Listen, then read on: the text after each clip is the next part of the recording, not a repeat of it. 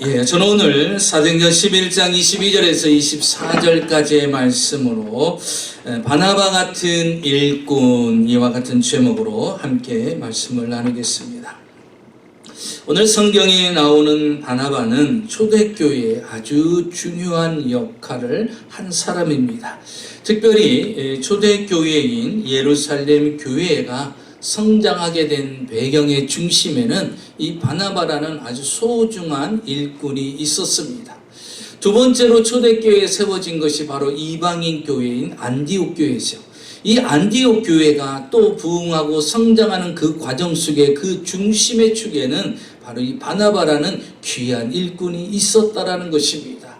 초대교회의 예루살렘 교회와 또 그 예루살렘 교회에 흩어졌던 사람들이 이방인 나라에 가서 세워진 그 안디옥 교회의 중심에는 빼놓을 수 없는 사람, 예루살렘 교회하면 떠오르는 사람, 안디옥 교회하면 떠오르는 일꾼이 있는데 바로 바나바라는 사람입니다. 이 바나바라는 사람은 초대교회의 첫 번째, 두 번째 교회에 아주 선한 영향력을 미친 사람이고요. 또 영적인 영향력을 교회와 성도들에게, 사도들에게 미쳤던 아주 중요한 일꾼이라는 사실입니다. 이 바나바로 인하여서요, 예루살렘 교회가 서로 유무상통하여 교회가 가난한 사람이 없지 모든 사람이 기뻐하며 평안하고 또 교회가 그 평안한 가운데 부흥되는 역사의 중심에는 바로 바나바라는 일꾼이 있었습니다. 또한 안디옥 교회가 최초로 그리스도인이라는 인정을 받게 됩니다. 핍박을 받고 떠들던 그러한 성도들이 이제는 공식적으로 그들을 칭하여서 그리스도인이라고 칭함을 받을 수 있게 된 계기가 바로 바나바가 안디옥 교회를 사역하는 그 순간부터 그 일이 생겼다라는 것이죠. 또 바나바로 인하여서 안디옥 교회는 놀라우리만큼 성장하는 역사가 일어납니다. 또 이 바나바로 인하여서 사도 바울이 이전에는 예수 믿는 사람들을 핍박하던 사람이었잖아요. 그런데 그가 이제 다메섹 도상에서 주님을 만났어요. 변화되었어요. 그런데 변화된 그가 누구 앞에서 아무리 이야기라도 믿질 않습니다. 저 사람이 거짓말을 해서 우리 믿는 사람을 잡아다가 핍박하고 죽일 계획으로 거짓되게 예수를 믿게 되었다라고 한다라고 사람들은 인식하는 거예요. 그래서 사도 바울에 대한 인식이 아주 안 좋습니다. 그리고 사도들조차도 그를 적대시하고 있었을 때입니다. 그런데 이 바나바로 인하여서 바나바가 이 바울을 데리고 사도들이 모여있는 그곳으로 그를 데려갑니다. 그때 사도들은요, 반대를 합니다. 왜 이런 사람을 데리고 왔느냐? 이제 이 사람이 이제 우리에게 거짓된 것을 이야기해서 우리를 결국 다 잡아서 죽일 계획이다, 이렇게 이야기합니다. 그러나 바나바는요, 그렇지 않은 것을 압니다. 그가 진정으로 다메섹 도상에서 주님을 만났고 하나님의 사도로 부름받은 것을 알았기 때문에 사도들을 설득시킵니다. 결국 사도들이 이 바울을 받아들이게 되었고, 바울은요, 이 사도들과 함께 합류하여서 하나님의 사역에 동참하는 일을 하게 됩니다. 이 초대교회 초반에 그 기독교의 역사, 교회의 역사, 성도들의 역사, 사도들의 역사, 교회 부흥의 역사에 가장 중심축에 빼놓을 수 없는 평신도가 있는데 바로 이 바나바라는 귀한 일꾼이 있었다라는 사실입니다. 바나바라는 사람은 이렇게 예루살렘 교회, 안디옥 교회 이렇게 소중한 존재가 되었을까? 어떻게 이렇게 소중한 존재로 일꾼이 되었을까? 이 예루살렘 교회와 안디옥 교회에 선한 영향력과 영적인 영향력을 미치는 본이 되는 일꾼이 될 수 있었을까? 오늘 성경의 본문에 보니까 그런 일꾼으로 쓰임받고 그런 일꾼의 삶을 살아간다라는 건 사실 쉽지가 않습니다. 자, 그런데도 불구하고 바나바는 이렇게 초대 교회를 세워가는 데 있어의 대단히 중요한 역할을 하게 됐는데, 오늘 성경에 보니까요, 그는 세 가지의 충만함이 있었기에 가능했다라는 것입니다. 여러분, 우리가 직분을 받고 하나님의 일꾼이 되었다고 해서 다 바나바처럼 쓰임받을 수 있는 것이 아닌 것이죠.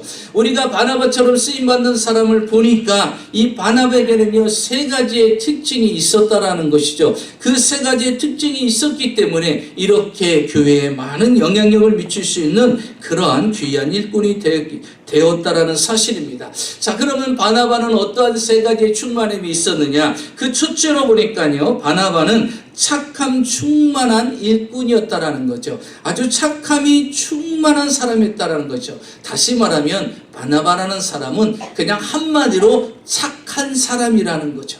착한 사람이었다라는 거예요. 여러분, 예수 믿는 사람의 기본은 뭘까요? 착한 거예요. 놀랄 일도 아닙니다.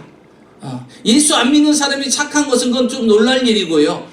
존경의 대상이 될 수도 있고 참 선하게 사는 건 할 수 있지만 예수 믿는 사람이 착한 건요, 당연한 겁니다. 왜요?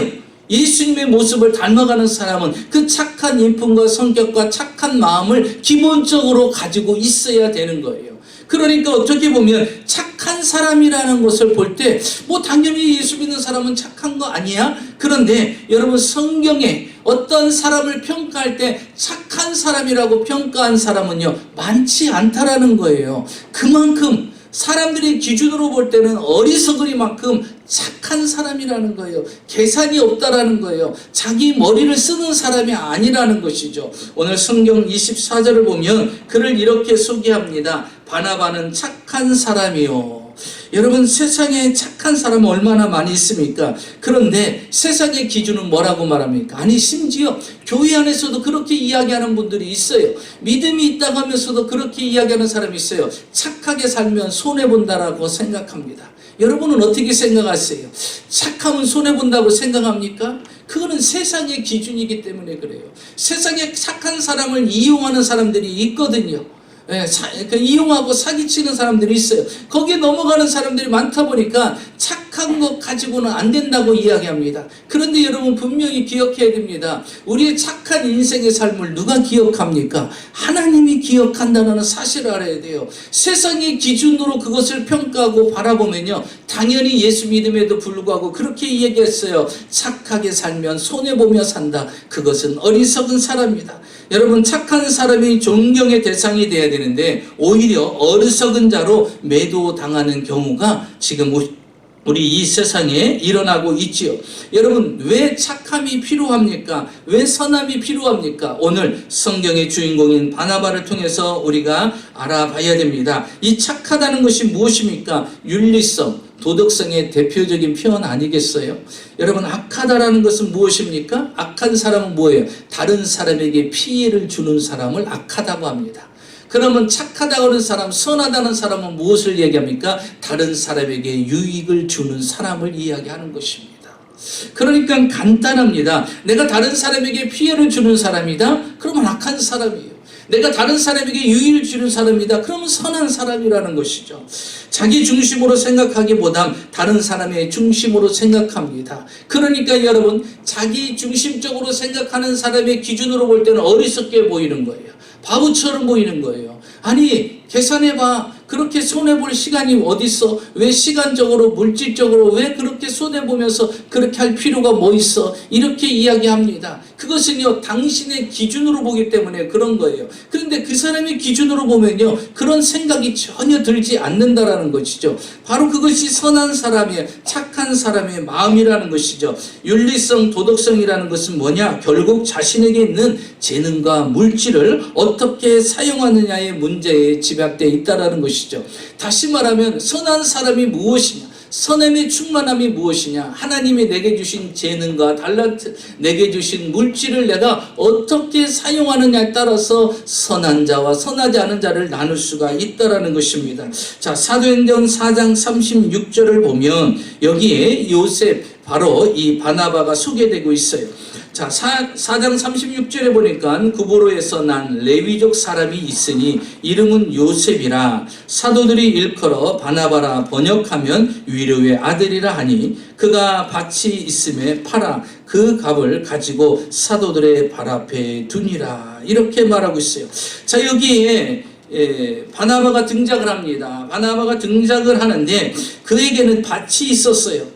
밭이 있었는데 그것을 팔아가지고 어디에? 교회에다가 헌금을 한 거예요. 이유는 뭐냐면 자랑하기 위해서가 아니에요.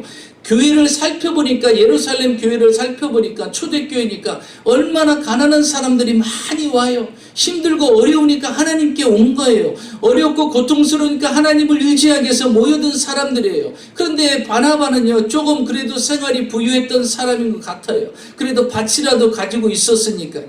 그런데 그들을 볼 때마다 견딜 수가 없는 거예요. 그래서 밭을 팔았습니다. 그리고서 교회에다 헌금을 했어요. 이유가 무엇입니까? 이 가난한 사람들에게 다 나누자는 거예요. 우리 함께 나만 먹지 말고 우리 가난한 교인들과 함께 나누고 같이 하자라는 것입니다. 그래서 그것을 가지고서 가난한 사람, 어려운 사람, 물질이 필요한 사람, 약자에게 그것을 다 나눠주게 되는 것입니다. 다른 사람의 입장을 먼저 생각한다라는 거 쉬운 거 아니죠. 어떤 분들은 그런 분들 계셨을 거예요. 자, 올해는 내가 좀 마음을 베풀면서 살자, 좀 나누면서 살자, 배려하면서 좀 살자, 이렇게 아마 매년마다 좀 고백을 할 수도 있고요. 어떤 목표로 삼을 수도 있어요. 자, 올해는 좀 베풀면서 살자, 올해는 좀 나누면서 좀 살자. 근데 마음은 같지만요, 결단하고 행동으로 옮기는 것이 결코 쉬운 게 아니에요. 그래서 늘 마음과 다짐만 하다가 행동으로 못 옮기는 사람들이 많이 있는데, 이 바나바의 특징은 뭐냐면 마음만 품고 있는 게 아니에요. 생각만 가지고 있는 것이 아니라 그는 실제적으로 결단을 내리고 행동을 합니다. 그리고서 그 밭을 팔아가지고서 그 필요한 모든 사람들에게 나눠줍니다. 자, 그런데 여러분 오늘 본문에, 조금 전에 읽었던 본문에 보면 바나바의 본래 이름이 무엇이죠? 요셉이에요. 요셉. 본래 바나바가 아니라 요셉이라는 이름을 가지고 있어요. 그런데 그의 이름이 바나바로 바뀌었어요. 이유가 무엇입니까? 바로 사도들이 그의 이름을, 별명을 지어준 거예요. 그 바나바라는 뜻이 무엇입니까? 바로 위로의 아들이라 그런 거예요. 사도들이 지켜보니까, 목회자가 지켜보니까 이 바나바는요, 이 예루살렘 교회에 정말 위로자로 살더라는 거예요. 모든 성도들을 품고 모든 성도들의 위로자가 되어 있더라는 거예요. 그래서 그는 요셉이 아니라 그는 바나바라. 그는 이 교회의 위로자라는 거예요. 그래서 사도들이요, 그의 이름을 바꿔줍니다. 바나바라는 이름으로, 위로자라는 이름으로. 그러니까 여러분 한번 보세요. 이 한 사람의 위로자가 있음으로 인해서 예루살렘 교회의 분위기가 확 달라집니다. 확 달라져요. 그래서 여러분, 선한 영향력은요, 상당히 파워가 있어요. 자, 보십시오. 사도행전 4장 32절 이하에 보면은 예루살렘 교회가 한 마음과 한 뜻이 되어서 모든 물건을 서로 통용하고 제 재물을 조금이라도 제 것이라 하는 이가 없어 서로 도우며 행복해하는 공동체가 만들어져 갑니다. 이 바나바 한 사람이 밭을 팔아가지고 이 가난한 사람들과 함께 나누고, 가난한 교인들과 함께 나누고, 고통을 당하는 교인들과 함께 나누니까 다른 사람들이 바나바 신드롬이 일어나는 거예요. 야, 우리도 그렇게 하자. 이제 나만을 위해서 살지 말고 내 중심이 아니라 나만 잘 먹고 나만 잘 살고 나만 멋지게 못 부리는 것이 아니라 내 주변의 성도를 살펴봐야 되겠다, 내 이웃을 봐야 되겠다 생각을 한 거예요. 그래서 그 사람들이요, 자기 재물을 조금이라도 자기 거라고 생각하지 않습니다. 집에 있는 물건도 가져와갖고 없는 사람한테 나눠주는 거예요. 다 나눠주니까 어떻게 됩니까? 예루살렘 교회가 풍성해지는 거예요. 예루살렘 교인들이 기뻐하는 거예요. 즐거운 거예요. 여러분, 이 중심에 누가 있습니까? 바나바가 시작을 했다라는 거예요. 그래서 예루살렘 교회가요, 놀라우리만큼 성장을 하게 됩니다. 그리고 이 바나바가 어디를 가게 되느냐? 안디옥 교회를 가게 돼요. 안디옥 교회에서 사역을 하고 있는데 어떤 일이 일어나느냐? 예루살렘에서 내려온 그 아가보라는 선지자가 있었습니다. 그 선지자가 이 예루살렘에 흉년이 들었다는 얘기를 전해줍니다. 그때 여러분, 이 예루살렘 교회 공동체를 위해서 이 안디옥 교회가 무엇을 합니까? 성경 29절에 보니까 제자들이 각각 그 힘대로 유대에 있는 형제들에게 부조를 보내기로 작정하니, 안디옥 교회가요, 헌금을 합니다. 헌금을 하는 이유가 무엇입니까? 예루살렘 교회에 헌금을 보내기 위해서, 어려움을 당하고 흉년을 당할 그들에게 도움을 주기 위해서 헌금을 걷어가지고 보내게 됩니다. 여러분, 바나바가 가는 그곳에는요, 항상 어떤 영향력? 선한 영향력을 미칩니다. 그가 선한 사람이기 때문에, 착함이 충만하기 때문에 그 주변의 모든 것들이 착함으로 충만해지는 거예요. 그 분위기가 다 충만해지는 거예요. 그러니까 바나바 주변에 있는 사람들은요, 바나바의 모습을 닮아가는 거예요.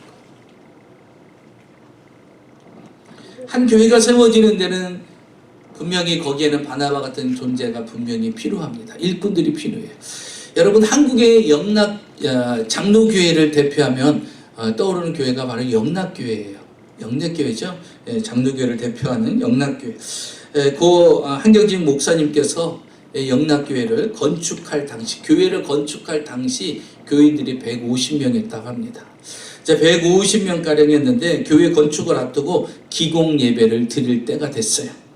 기공 예배를 드리는 때 이 한경진 목사님이 150명 성도들에게 광고를 했습니다. 주일날 광고를 했는데 이렇게 광고를 했다고 그래요. 하나님의 성전을 지키기 위해 우리는 물질을 바쳐야 합니다. 10일 동안 먹을 양식만 남기고 하나님의 성전 건축을 위하여 모두 다 바칠 수 있는 각오가 되어 있는 사람만 기공 예배에 참석하시기 바랍니다. 저는 그렇게 못해요. 걱정하지 마십시오. 또 우리도 성전 구입한다고 하는데 이거 아니야? 이랬고 다음부터 다음 주부터 내가 딴 생각해야 돼. 이거 아닙니다. 이거는 한경진 목사님이 이때 당시에 이게 가능하고 이 교인들을 위해서 이런 결단을 내리신 것 같아요. 그래서 이제 이렇게 선포를 했어요. 그래서 이럴 자신이 없으면 10일간에 먹을 양식만 남겨두고 나머지는 하나님 앞에 이 건축업으로 드릴 수 있는 사람만, 그런 자신 있는 사람만 기공 예배에 참석을 하라고 한 거예요. 그런데요, 150명 중에서 여러분 몇 분이 참석을 하셨을까? 53명이 참석을 했어요. 53명이 참석을 하고 그리고서 기공 예배가 시작이 됩니다. 10일 동안 먹을 양식값만 남겨두고 다 하나님 앞에 헌금을 다 드렸어요. 그리고서 이 영락교회가 30년이 지납니다. 30년이 지나서 이 한경진 목사님이 30년 전에 이 교회 기공 예배를 드릴 때 목사님이 선포한 대로 10일간의 양식만을 남겨두고 헌금을 드렸던 그 사람들은 지금 어떻게 살고 있는가? 목사님은 그 53명의 명단을 알고 있잖아요. 그래서 그 30년이 지난 그들의 삶이 어떤가를 궁금했던 거예요. 그래서 한경진 목사님이 조사를 했답니다. 조사를 해서 보니까 이 53명이 하나같이 한국의 300명의 재벌 속에 다 들어가 있더라는 거예요. 일단은 아멘 하는 거예요. 어느 때 아멘 하시려고. 300명의 재벌 가운데 그 교인들, 그 53명, 10일간의 양식만 남겨놓고 헌금하고 결심했던 그 착함이 충만한 그 성도들, 이 교회를 세우겠다는 그런 야세를 가진 사람들이 한국 재벌의 300명 안에 이 53명이 다 포함됐더라는 거예요. 그래서 오늘날 지금의 영락교회가 든든하게 세워질 수 있게 된 배경이라고 이야기를 합니다. 여러분, 하나님께서 우리를 지으신 목적이 무엇일까요? 에베소서 2장 10절 말합니다. 우리는 그의 만드신 바라 그리스도 예수 안에서 선한 일을 위하여 지으심을 받았나니. 우리가 하나님 앞에 지음받은 이유는 바로 선한 일을 위하여 지음을 받았다라는 것입니다. 여러분, 착함이 충만하여서 많은 선한 영향력을 미칠 수 있는 바나바 같은 저와 여러분이 되시기를 주의 이름으로 축원합니다. 둘째로 보니까요, 바나바는요 믿음 충만한 일꾼이었다라는 것입니다. 여러분, 우리가 선하고 착하게 그러한 일들을 행한다는 것은 결코 쉽지가 않아요. 거기에는 반드시 믿음이 따라줘야 된다는 것입니다. 오늘 24절에 보면 바나바는 착한 사람이요 성령과 믿음이 충만한 사람이라 그랬어요. 믿음이 충만하다는 것은 다시 말하면 하나님을 전적으로 신뢰한다는 거예요. 하나님을 전적으로 신뢰한다는 것입니다. 여러분, 믿음 충만이 어느 정도였냐면, 이 바나바가 믿음 충만이 어느 정도였냐면 성경에 보니까 그는 예루살렘 교회였어요. 그리고 이 교회가요 급부흥을 합니다. 놀라울 만큼 부흥하잖아요. 막 무리들이 몰려옵니다. 막 3,000명, 5,000명이 회개하는 역사가 일어나지 않습니까? 자, 그런데 이제 그 예루살렘 교회가 어떻게 해요? 스데반 순교 이후로 핍박을 받기 시작합니다. 그래서 교인들이 흩어졌어요. 흩어져서 최초로 이방인 교회가 세워지는데 안디옥 교회를 세운 거예요. 그런데 안디옥 교회를 세웠는데 그 교회가 이제 서서히 부흥되기 시작하는 거예요. 그런데 문제는 뭐냐면 안디옥 교회에 사역자가 없다라는 거예요. 왜냐하면 교회는 딱 하나 예루살렘 교회밖에 없었잖아요. 그런데 그 예루살렘 교회가 핍박으로 인해서 흩어졌잖아요. 흩어져서 안디옥 교회가 세워진 거예요. 근데 사역자가 없는 거예요. 그러니 어디서 보내야 됩니까? 이 예루살렘 교회에서 보내야 되는 것이죠. 자, 그런데 이 예루살렘 교회에서 안디옥 교회로 사람을 파송하는데 여러분 어떤 사람을 파송했을까요? 이 예루살렘 교회 안에는요 사도들이 많잖아요. 12제자들이 다 거기에 있었잖아요. 그리고 다른 많은 제자들도 거기에 속하여서 일을 하고 있어요. 그러면 당연히 누가 가야 돼요? 사도들 중에 한 명이 가야죠. 그렇죠. 예수님의 제자들 중에 누가 하나 가야 되잖아요. 그런데 보십시오. 22절입니다. 예루살렘 교회가 이 사람들의 소문을 듣고 바나바를 안디옥까지 보내니. 바나바를 보내요. 다른 사도들을 보내는 것이 아니라 여러 사도가 있지만 바나바가 바로 믿음의 적격자라는 거예요. 그 어렵고 힘든 안디옥 교회를 충분히 든든히 세울 수 있는 적격자라고 사도도 아닌 평신도인 바나바를 그곳으로 인도합니다. 사실 짧은 거리도 아니고 먼 거리인 그곳을 그가 가야 돼요. 근데 예루살렘 교회는 이미 부흥이 됐어요. 그때 당시 고고학자가 말하기는요 도시의 50%가 다 그리스도인이라고 할 정도로 엄청난 부흥이 일어났어요. 자, 그런 교회에서 일꾼으로 사역을 하다가 안디옥 교회는 마치 이런 거예요. 10,000명이 모이는 교회에서 10명 모이는 교회로 청빙받아서 가는 거예요. 그럼 가겠어요? 아니, 그리고 이렇게 얘기했죠. 아니, 사도님들도 많으신데 사도들이 가시지 왜 저를 보내려고 합니까? 이렇게 이야기할 수 있어요. 그런데 그는 지체하지 않습니다. 그곳으로 갑니다.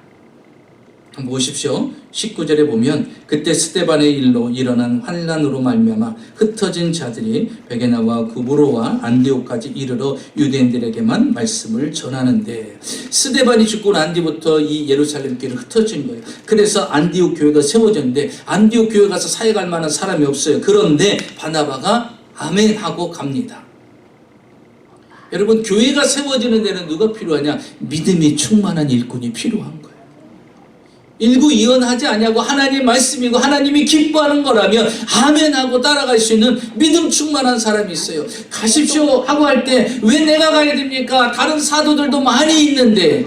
여러분, 그 사도들이 기도해서 평신도를 바나바를 결정한 것은 무엇입니까? 하나님이 그 일을 감당할 수 있는 사람이라고 하나님이 응답해 줬기 때문에 바나바를 보내지 자신들이 가기 싫어서 필요해서 그게 아니라는 것이죠. 그런데 바나바는요 그 믿음으로 그 말씀에 순종을 합니다. 내 중심이 아니라 하나님 중심으로 생각하고 판단하는 것을 볼 수가 있습니다. 여러분, 믿음 충만한 사람은요 무엇을 바라보느냐? 외적인 환경과 조건을 보지 않습니다. 하나님의 은혜를 보고 기뻐합니다. 자, 오늘 성경에 보면요 이제 이 바나바가 안디옥 교회에 도착을 합니다. 23절을 보면 이렇게 말하고 있습니다. 그가 이르러 하나님의 은혜를 보고 기뻐하여 그랬어요. 안디옥 교회에 도착했어요. 근데 안디옥 교회에 도착했는데 그 모습이 성도도 적고 사람도 없고 교회 모습도 초라한데 하나님의 은혜까지 없으면 어떻게 되겠어요? 그럼 기가 막힌 거죠. 하나님의 은혜가 떠났으면요 겉문만 있고 성도도 있고 모습은 있어도 그건 뭐예요? 너무나도 힘든 거예요. 그런데 안디옥 교회 가자마자 그가 본 것이 있어요. 그게 뭡니까? 하나님의 은혜를 보았다라는 거예요. 다시 말하면 이 안디옥 교회에 하나님의 성령의 임재가 있더라는 거예요.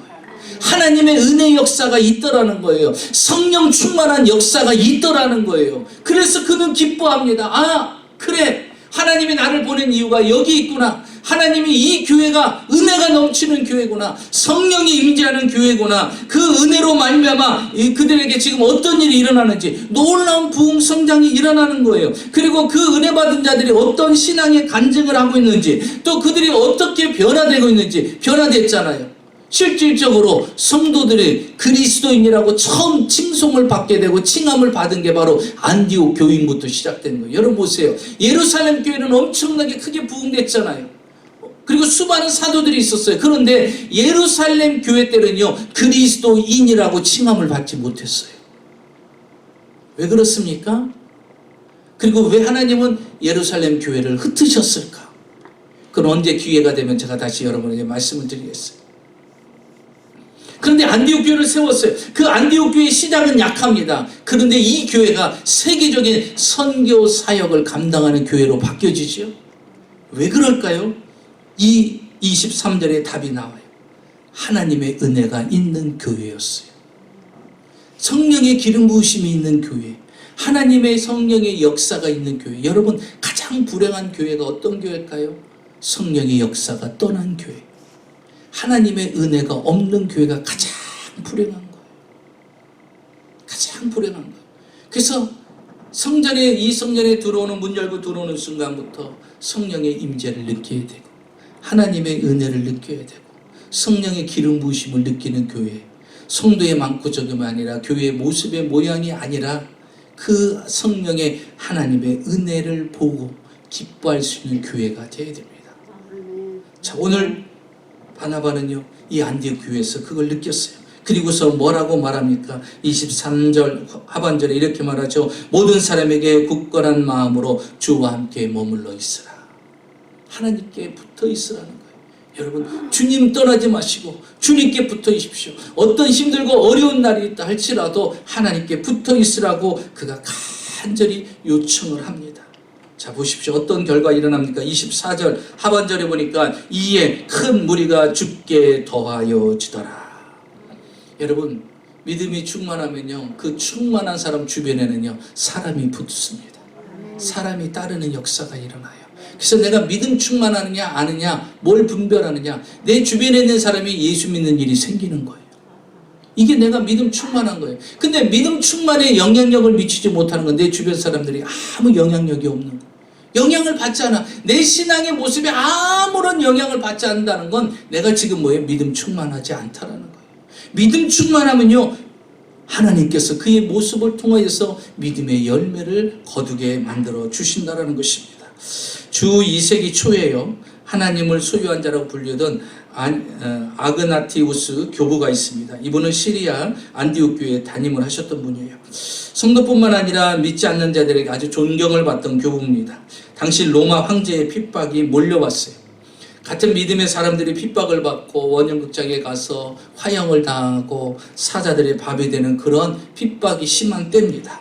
그래서 믿는 자들을 독려하고 믿음을 끝까지 지키라고 이렇게 위로를 하고 다녔던 목회자입니다. 그런데 그가 결국 붙잡히게 됩니다. 사자의 먹이로 던져지기 위해서 원형 경기장으로 끌려가고 있습니다. 끌려가고 있던 아그나티우스는 그것을 보고 성도들이 걱정을 합니다. 그럴 때 그는 이렇게 말합니다. 나는 너무나 기쁩니다. 그 이유는 이제야 예수 그리스도의 참된 제자가 되었기 때문입니다. 슬퍼하지 마십시오. 걱정도 하지 마십시오. 이렇게 이야기를 했어요. 그런데 로마에 있는 성도들이 그의 죽음을 안타까워하면서 구명운동을 펼치기 시작하는 거예요.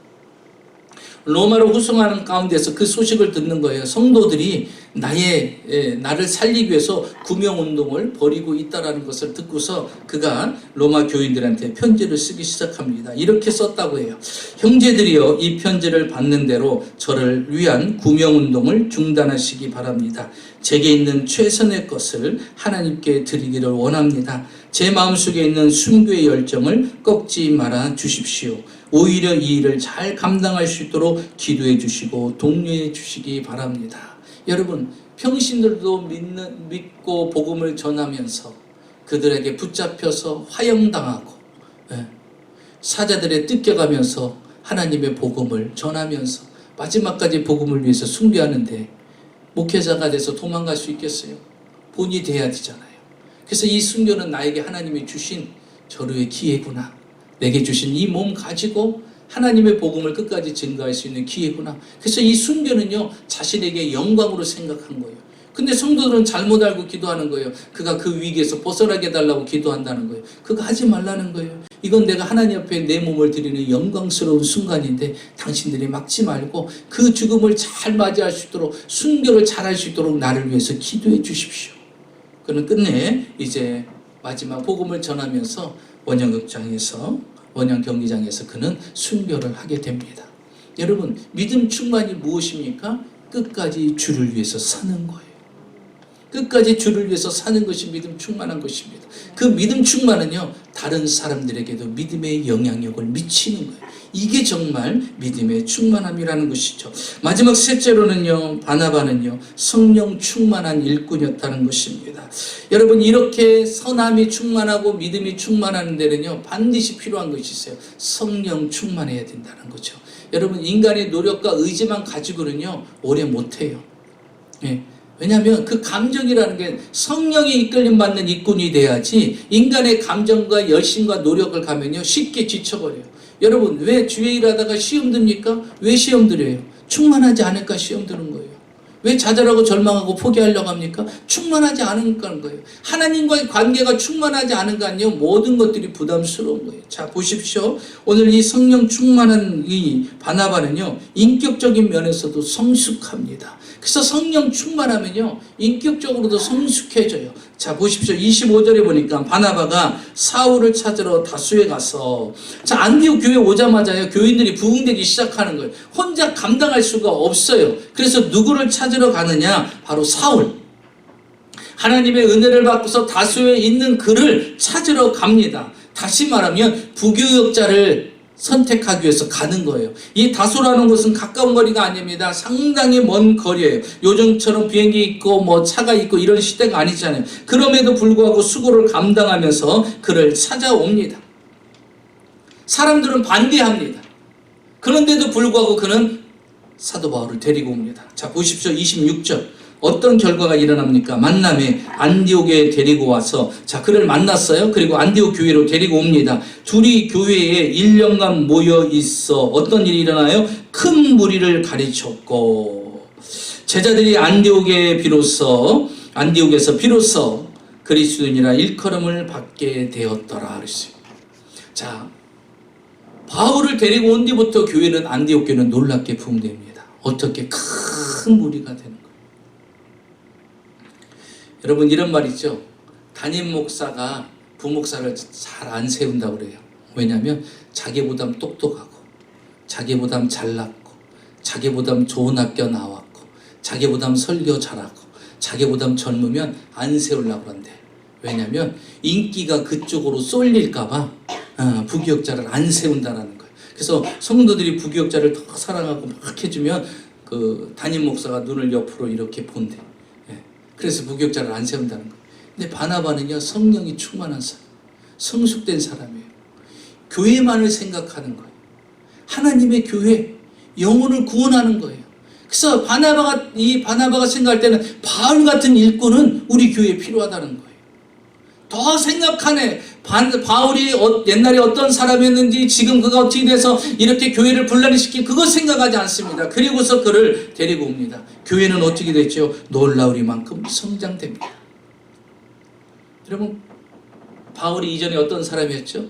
예수 믿는 사람들을 잡아다가 핍박하고 세대반 죽이는데 앞장서서 동조했던 사람이잖아요. 그러니까 예수님의 12 제자 사도들은요, 그에 대해서 부정적이에요. 근데 그는 이제 은혜를 받고 이방인의 사도로 하나님 앞에 사명을 받았는데 일을 해야 되는데 어떻게 할 줄을 모르는 거예요. 근데 그걸 가서 사도들한테 배우고 사도들과 함께 같이 협력을 해야 되는데 사도들이 거부를 하는 거예요. 그때 누가 나타납니까? 이 성령 충만한 바나바.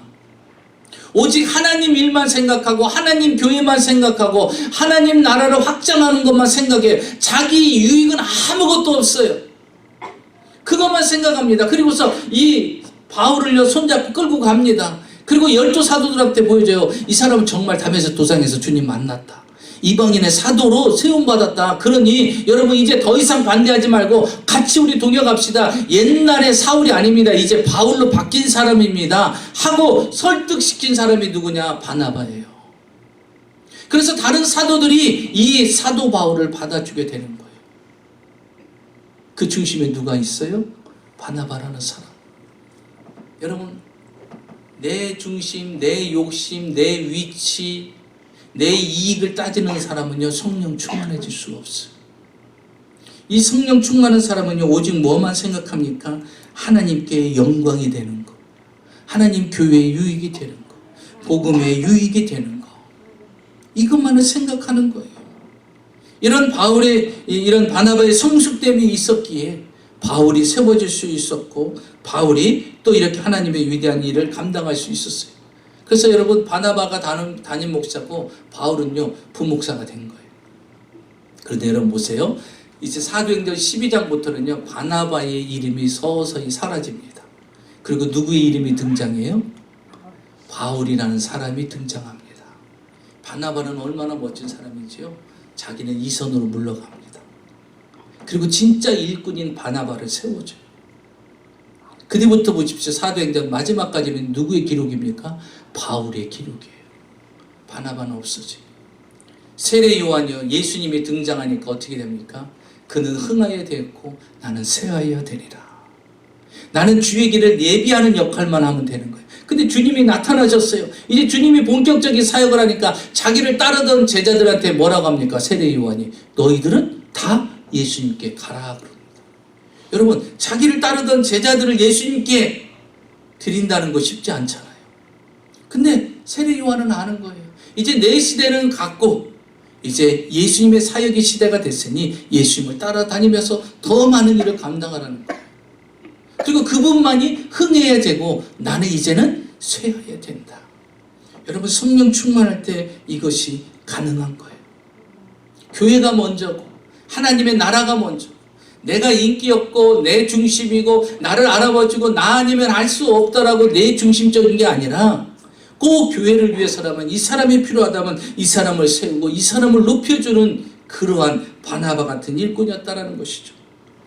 마지막으로 성령 충만하면요 사역의 열매가 맺힙니다. 자 보십시오. 24절에 많은 사람들이 주께 돌아옵니다. 그리고 26절에 보면 그리스도인이라고 일컬음을 받게 되고요. 이제 바울이라는, 이제 바나바가 사라지면서 바울이라는 사람이 이제 선교의 중심에 서서 이제 선교의 역사, 세계의 선교 역사의 문이 열리게 됩니다. 그리고 바나바는 역사의 현장에서 사라지게 됩니다. 사랑하는 성도 여러분, 하나님은 이런 바나바 같은 일꾼을 지금도 찾고 계세요. 착함이 충만한 사람, 믿음이 충만한 사람, 성령이 충만한 사람, 그것이 바로 교회에 필요한 일꾼입니다.